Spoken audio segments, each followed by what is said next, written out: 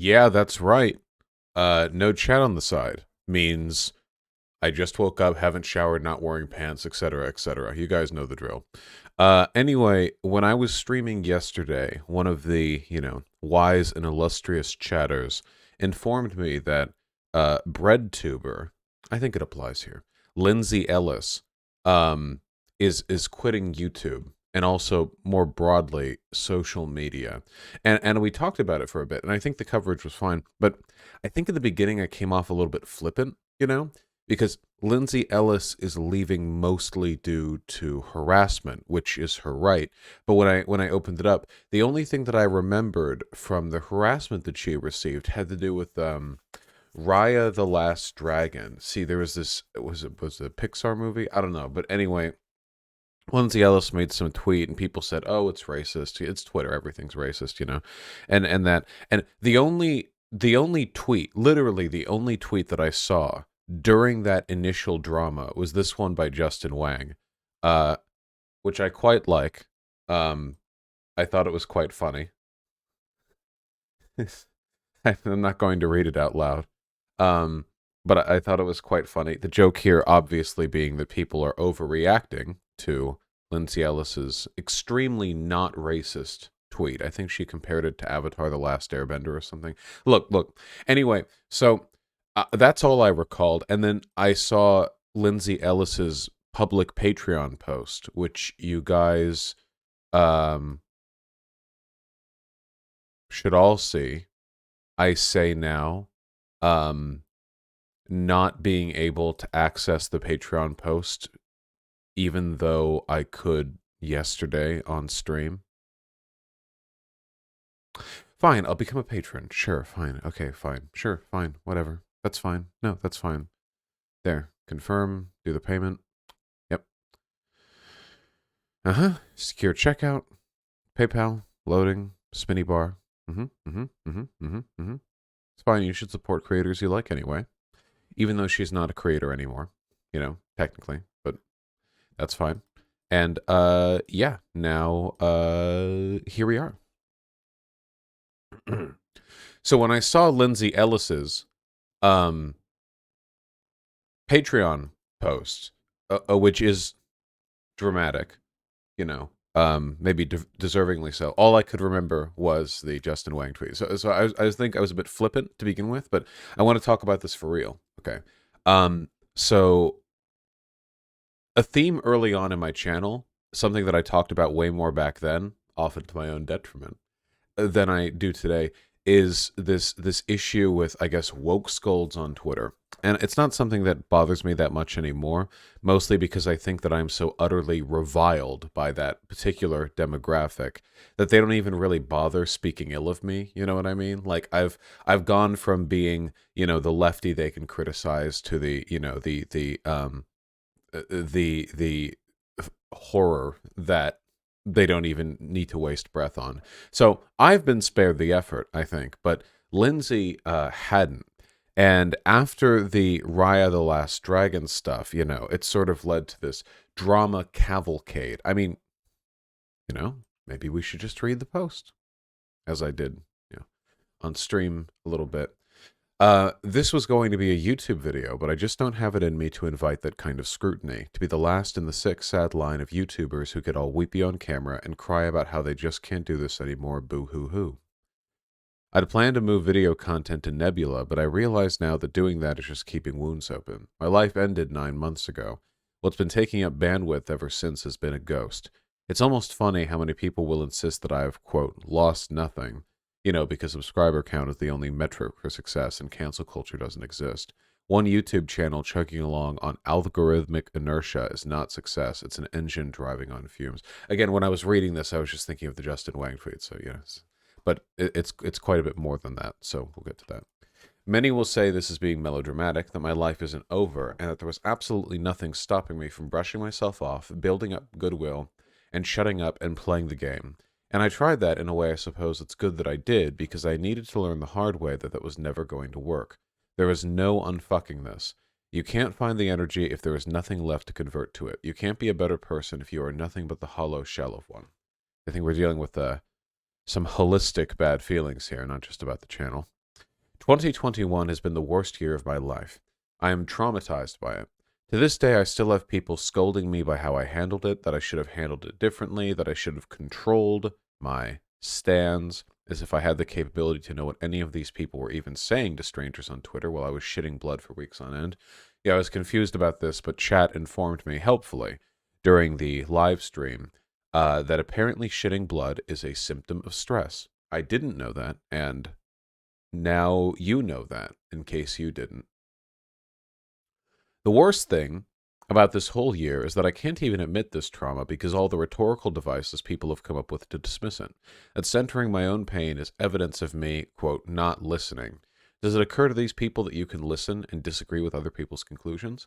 That I'm weaponizing my fragile white womanhood or whatever to point out that having thousands upon thousands of people who you've never met hate you and say whatever will get them the most updoots about is, in fact, traumatizing.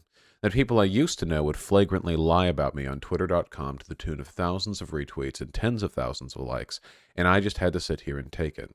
My favorite are the people who dismiss any potential harm it might have incurred as justified because I am a wealthy white woman. I am not wealthy. While these same people's hearts positively bleed for Britney Spears. So you can, I think, kind of see where this is going.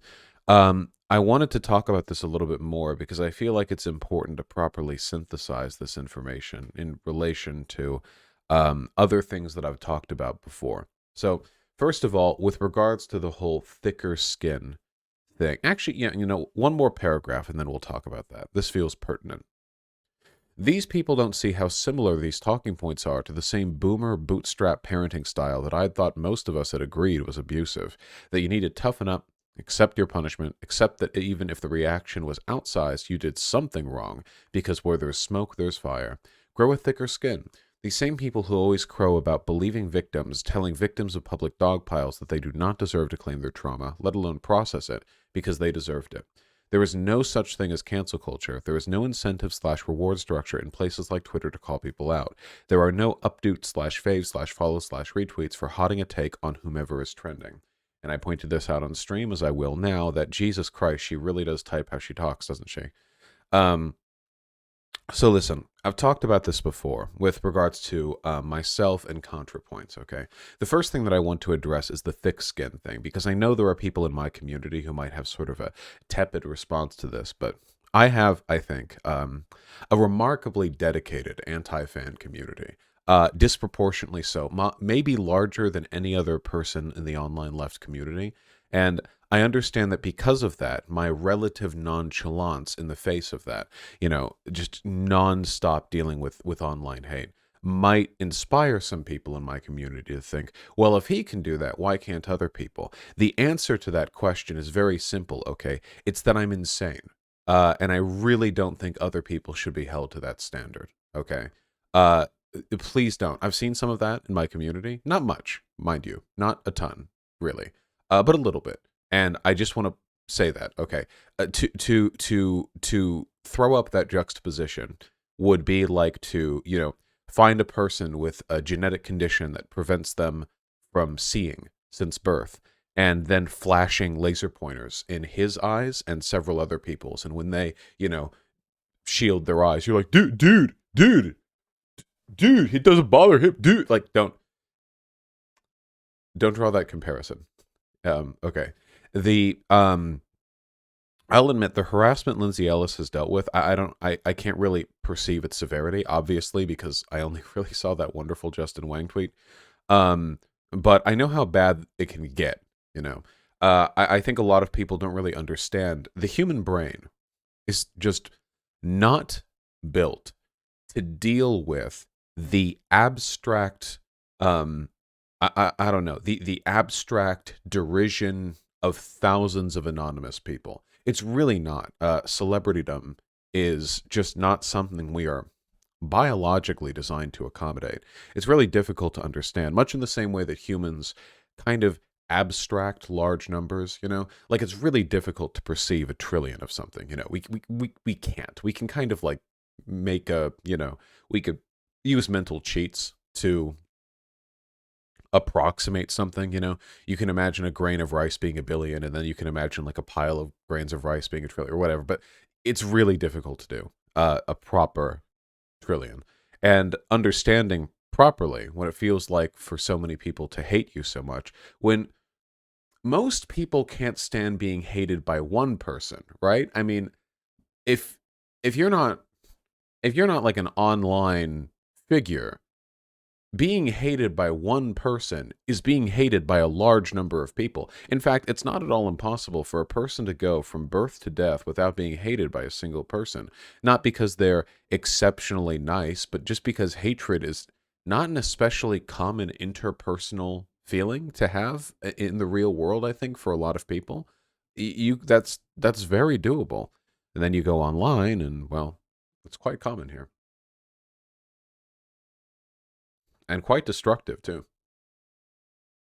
Anyway, I, meaning Lindsay Ellis because I'm reading this post, reread the 2015 essay Hot Allostatic Load for the first time in years last night, and I could not stop crying.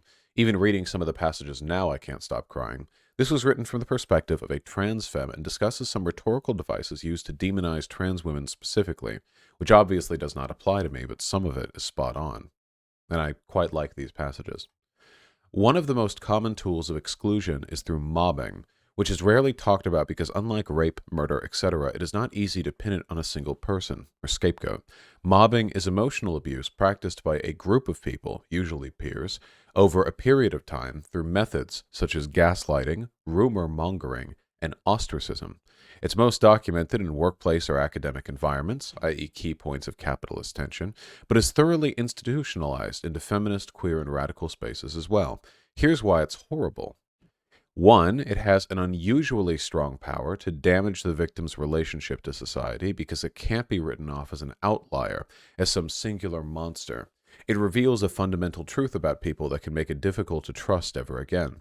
People become like aliens, like a pack of animals that can turn on you as soon as some mysterious pheromone shift marks you for death. Two, the insidious nature of emotional abuse. How do you fight ostracism and rumors? They leave no bruises, they just starve you. And three, mobbing typically occurs in places where the victim is trapped by some need or obligation. Work, school, friends. This can prolong exposure to damaging extremes. For these reasons, PTSD is an almost inevitable outcome of any protracted mobbing case. And I think all these things are true. I think that they're mitigated somewhat in person, or maybe I should say exacerbated online, because the processes here by which this emotional abuse can be inflicted, ostracism, rumors, and the sort of shiftless turning of people's allegiances.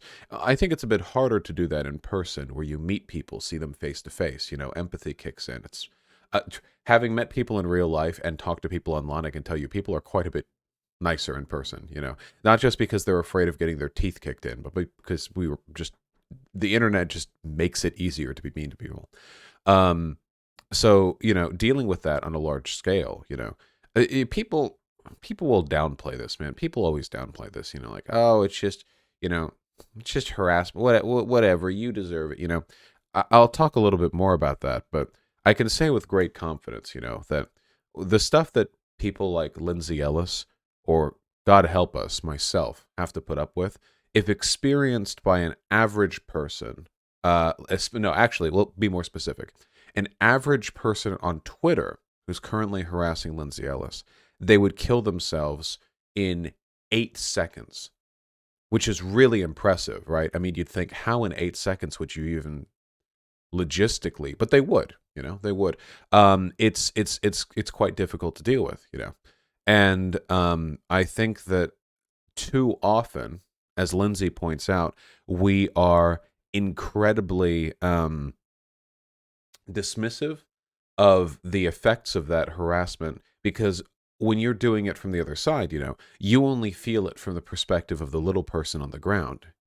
It's a kind of death by 1,000 paper cuts thing, right? Like, if you're one of the people who's just throwing out hate at some content creator that you don't like, from your perspective, you're just some tiny anonymous internet contrarian, throwing, a handful of sand at this massive, multi-million subscriber YouTuber. But the issue is there are thousands of you, right? I mean, that does add up. Maybe one person, not so much. Even though, again, brain chemistry-wise, a person is a person. A person who runs a big, successful YouTube channel is just one person, as is a person with 6 Twitter followers. So there's always going to be some potential for, emotional harm there, I think. But it's impossible to perceive the truth of it, you know? Being an online content creator in the midst of a drama storm can sometimes feel like you're sort of in the middle of an invisible tornado, you know, where even just a few inches in any direction out from your person, the air is completely still. So everyone looking at you, it looks like you're a big old drama queen, right? But nobody can stand exactly where you're standing. It's utterly imperceptible outside of your specific situation. Anyway, Lindsay Ellis then goes on to talk about the Isabelle Fall case, which I don't know about. Apparently, online harassment led to a person killing themselves. Right? Them killing themselves, right? Or just harassing them? Self-reflection, helicopter story, transbonifieds, ruin falls life, death by a million cuts, profile learned. Did they kill themselves? I hope nobody killed themselves. Anyway, and then goes on for a bit, and I'm speeding through this a little bit, because I think I'm being terribly inconsiderate by hogging the studio when I'm not actually streaming and just keeping it closed to everyone else. But I quite like this quote, which is again from Hot Aloe Static Load. Feminist/queer spaces are more willing to criticize people than abusive systems because they want to reserve the right to use those systems for their own purposes. At least attacking people can be politically viable, especially in a token system where you benefit directly by their absence, or where your status as a good feminist is dependent upon constantly rooting out evil. When the bounty system calls for the ears of evil people, well, most people have a fucking ear. And I really like this for a few reasons. First of all, this pretty much nails what I've always said about essentially virtue signaling and gatekeeping. How in a lot of these progressive circles, the way to distinguish yourself, to distinguish rank, virtue, and social capital is by tearing down, problematic people. That's the easiest way. That's how you distinguish yourself as being not problematic, right? The process of simply being a good person is boring, passive, difficult to maintain, and earns you little attention. The process of tearing down bad people, however, is, explicit and, loud and dramatic and garners much more attention. So there is an incentive structure socially for us to engage in that behavior. Additionally, the note about being more willing to criticize people than abusive systems, I think, is really true. When I see these types on Twitter, and I'll talk about what types I mean a little bit more in just a second, they really are always talking about people, aren't they? Very rarely do you see these big campaigns of antagonism being directed at, a concept. Like, let's say, for example, that you had an issue with Lindsay's behavior. I don't even fucking know what that would be. Let's say that she's... I have a strand of beard hair out of place. How unseemly. Let's say that she's, I don't know, cringe. And rather than attacking the, the sort of the institution of cringeness, the social forces that lead people to be cringe, rather than attacking those, instead, you simply attack the people who are cringe. I mean, you see this all the time, right? Don't attack toxic masculinity. Attack the toxic men. Don't do this. Don't do that. But the systems do benefit them to an extent, and I pointed this out before. It is not a coincidence that often the worst recipients of the progressive backlash online are the people who are parts of marginalized communities. And it's also not a coincidence that now Lindsay Ellis, Contra, and myself have all said, and this is true, that the worst harassment you get online as a lefty is from other lefties, not from the right, which you wouldn't expect, The only time, maybe not the only, but one of the only times I've ever gotten harassed online over something stupid, when I was right, which I always am, was the kink at pride discourse. Now, plenty of people were disagreeing on that one. I was calling people pedos, I was calling people degenerates. People were telling me this, that, the other. It was a good time, A lot of fun was had. But the only thing that actually a little bit got under my skin was people were insisting that I was straight, that I wasn't queer, so I didn't have a right to talk about pride. But of course, I have fucked their dads, and being a man myself, I think that more than qualifies me to talk about any pride event that I want. But they would ignore that. It was easier to attack me if they imagined that I was straight. So by invoking a kind of biphobic assumption that I was, well, I don't know, it was a little bit annoying. I think I fucked a lot of dads. I put a lot of work into that. I put time into my craft. I don't know why you would ignore that. They'll go after the marginalized characteristics. In Lindsay Ellis's case, the fact that she's white does not make it easier to attack her outside of the typical privileged white woman line, I think. But the fact that she's a woman, there are so many characteristics ascribed to women which magnify the severity of insults you could throw at them, Or to put it another way, if you direct the same amount of harassment online against two people who are identical in every way, save one is a man and one is a woman, there are forces that will multiply the severity of that harassment against the woman. That's just how being marginalized is. People have biases and preconceptions that will make them a little bit nastier. It'll make them, a little bit, less charitable. And I think they take advantage of that very deliberately. Lord knows I've seen plenty of my black followers getting called the C slur. Can I say it? I'm on YouTube. I hate saying the C slur because people think I mean cunt. And then chat's like, what C slur? Do you mean cunt? And then I think, like, do you really not know the word? COON? That word, a bad black person. Well, it doesn't just mean that. But anyway, like that or an Uncle Tom, black followers of mine, they get called that for being, for committing the crime of enjoying my content.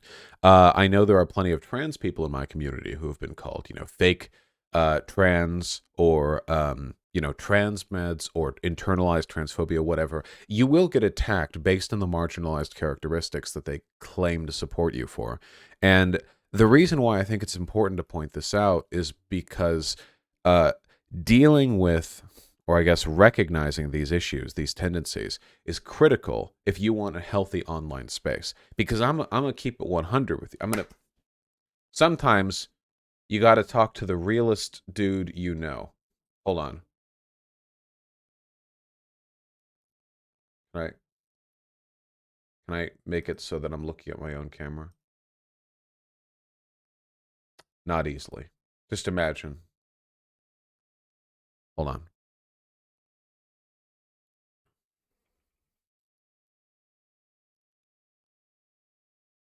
Sometimes you got to talk to the realest dude you know. Okay? What's up? Handsome. There we go. This is stupid. Listen. Okay. People like Lindsay Ellis are valuable to the broader political interests of our movement because she makes good content and her content makes you think about stuff, and thinking about stuff is good for leftists because that's how you become one. We don't thrive on ignorance, I think, the way conservative propagandizing does.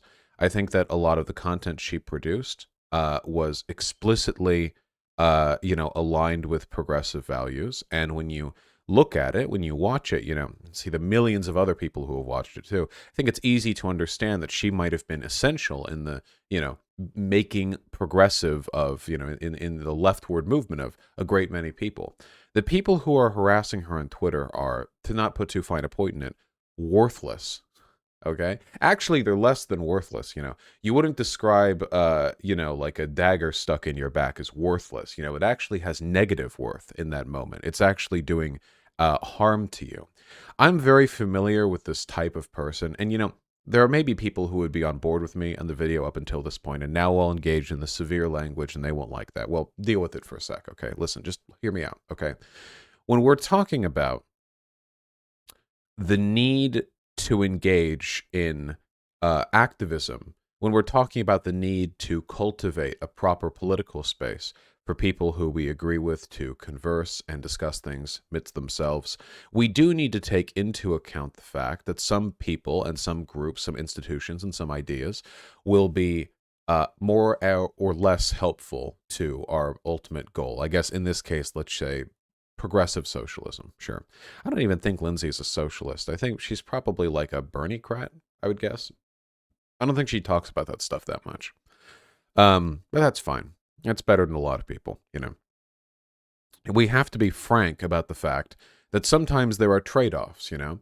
Sometimes there are going to be people who are too toxic or too harmful or simply not worth the bother relative to the people their presence excludes. So we do this all the time. Let's say, for example, we don't want transphobes in the left, all right? Like broadly, we're being very general here, but I think that's simple. I think that's fine, right?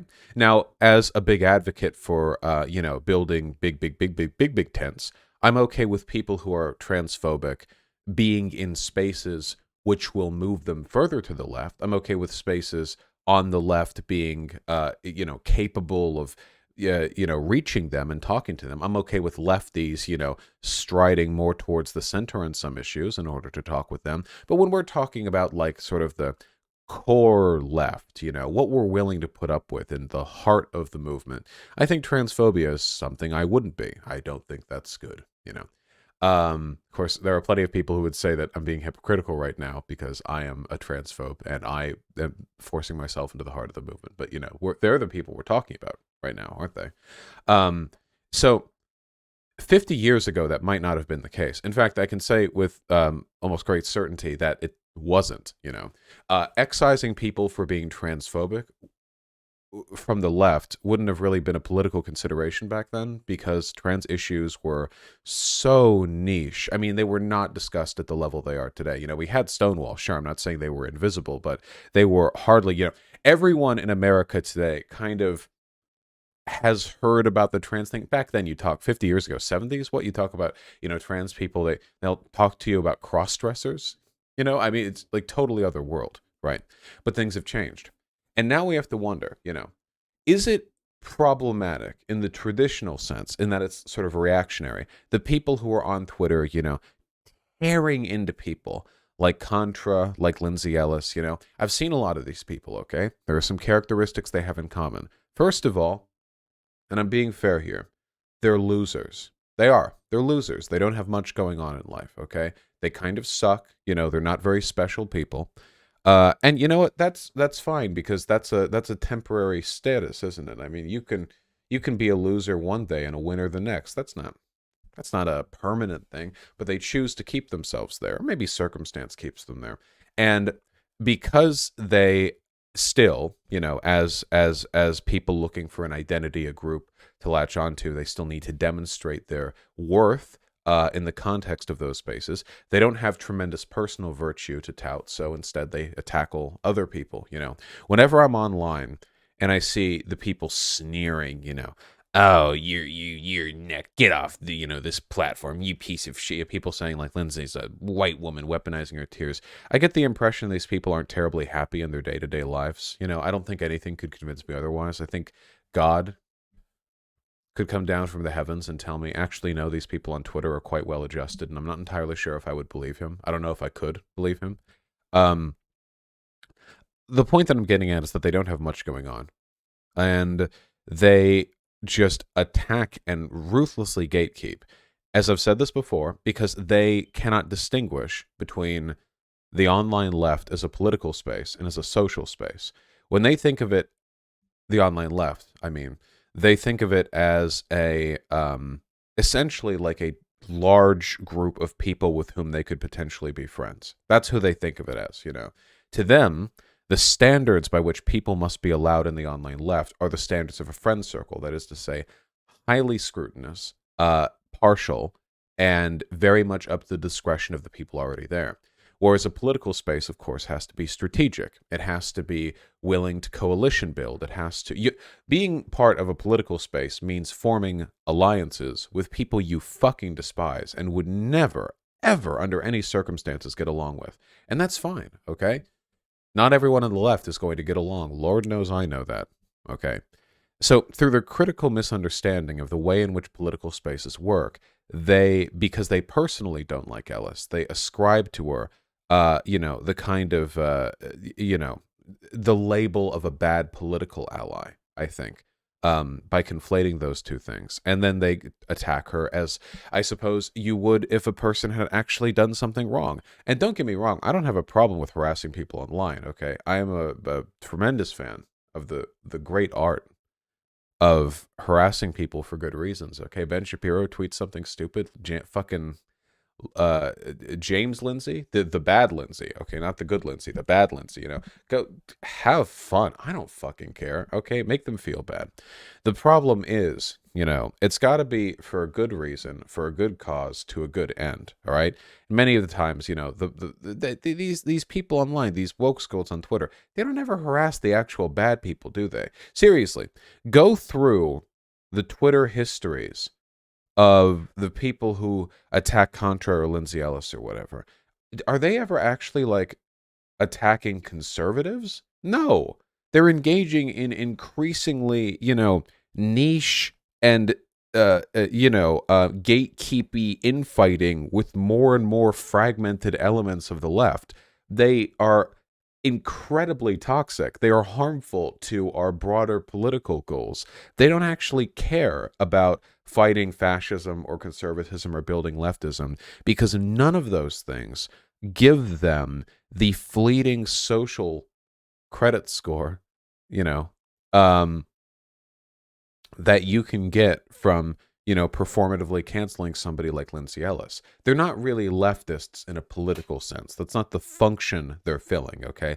To them, the progressivism, the leftism, it's kind of a secondary aesthetic trapping that only informs the groups that they will attempt to scrutinize and attack in an effort to fit in with their social crowd, But that's not really political action, is it? I mean, that's just catty bitch behavior with a thin veneer of political dressing on top. I've seen these accounts, okay? And they don't really bother me that much because, like I've said before, I have a pretty thick skin and, I'm literally a multi-billionaire CIA-backed, a king of the left. So I'm untouchable, right? They can't hit me, I'm not afraid of these fucking people, but I also have a thick skin, and I don't think Lindsay Ellis and Contra work with the CIA. So I feel like they can't bail themselves out of trouble the way that I can, or destabilize Latin American democratically elected socialist governments the way that I can. So I don't think that's a standard to which everyone should be held. They don't bother me that much, but they are really destructive to our broader purposes. They are miserable, toxic people through their own choices. Okay. They're not victims here, who will attack good people like Lindsay Ellis, even though she never followed me on Twitter. So, her personal moral virtue, at least in my mind, is severely compromised. But I'll forgive her for the context of this video. They'll attack good people like Lindsay Ellis because, as she points out, it gives them the updoots. It's really nasty stuff. And I think one thing that we could do is we can stop feeding the bullshit, There are a lot of people in the online left who turn a blind eye to this stuff.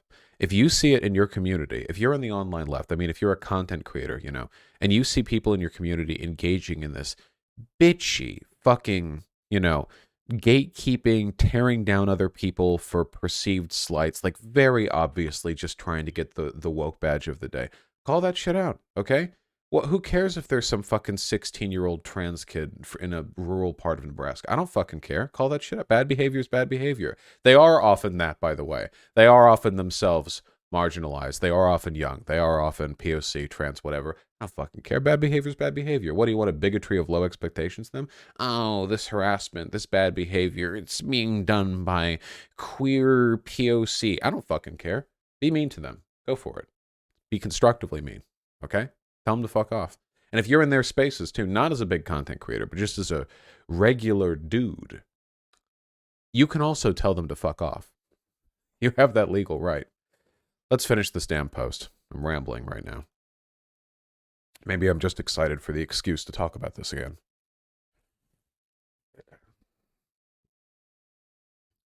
Something else that was also inevitable. I was going to quit YouTube. I knew I couldn't do it forever, that I was running out of steam, that I was sick of the increasing dehumanization inherent, that I just didn't have anything to say about movies anymore. The plan was always to end with Love Never Dies, since it seems like the best place to end, and with some semblance of energy rather than keeping on until I've withered away into nothing. What happened to me in March and April hastened it, but this was always inevitable. My initial plan was to leave YouTube for Nebula, but now I realize this is only entrenching myself in a more intimate form of harm rather than the broad buckshot kind YouTube invites. I won't go into detail, but I can't do video content for them either. I can't make content, period. I just can't do this anymore. There is no healing as long as there is attachment to the thing that makes you suffer, and the thing in this case is being in the public eye at all. What I wanted was to quietly disappear, but since this is a platform where people are paying me to make content, I feel like I have to make a statement. If it were just me by myself, I would just sign off and say goodbye and that would be it. But I have a team who depends on my company for health insurance, including codependents. I supply full benefits for 8 people, and here in the US, employer-based health insurance is often the only feasible option. Saying to everyone, sorry about your children, but they can't have the insurance anymore because Twitter makes me sad, just doesn't seem like a fair deal. None of them incidentally know that I'm posting this. And by the way, I didn't say this on stream, but I want to say it here. Sigma move. Admitting this, by the way. You know? Sigma move. Just got to say. It is a difficult moral conundrum if your work is supporting so many people. But ultimately, we have the right to quit. That is a right that we all have. Sigma behavior. So the only thing I can do now is keep this page active with the loose promise that someday I'll figure out something in the future to make up for this, while asking you please stop messaging me apologizing for not being able to sub anymore. You don't owe me anything. This Patreon is, like my own life and career, just running on fumes. But all I know now is that being in the public eye at all is a losing game, and I regret all of it. I regret every time I've ever stood up for anyone. It always backfires. I regret every time I pushed back against something unjust. It was always used to hurt me. I regret every time I ever stood up for myself. I never did it correctly. I regret every time I showed any vulnerability, just more ammunition to be used against me later. I regret every time I ever tried to play the game with peers and colleagues. They will drop you the second you're not popular on Twitter anymore. It's all hollow and brittle, and if there is one thing I've learned this year, it is how eminently expendable I am. The good, progressive, cis, straight, wealthy white men keep on trucking and coming out on top because deep down, they know the systems they profess to stand against ultimately exist to benefit them. I said this before, but I really got to wonder if anyone specifically is being called out here. See, I'm not straight, so it can't be me. And to all the people telling me I need to grow a thicker skin or remove myself from the conversation altogether, you are right. I don't have it in me to do the former, so I shall do the latter. Hope your new year is better than this. Not really much to say here beyond agreement, but if she wants to leave, that's her right. Good luck to her. I guess I'll read her books. Because I was planning to anyway, right? But it seems, sort of relevant to get them sometime soon. I think this is all deeply unfortunate. How could things have been done better? I don't know. Some people just don't have the temperament for being public figures, and some online political spaces simply do not have the discipline to deserve them. So, bit of interplay there, a little bit. Anyway, Godspeed to her. I don't know how well everything's going to, crack down. I do hope eventually she can make this stuff again. I do think she has quite a talent for her, movie analysis and stuff like that. But, if she doesn't, that's all right. So, Godspeed to her. And to all the people who harass her, low tier God emote win. I got to upload that. Got to upload that emote. Let's go.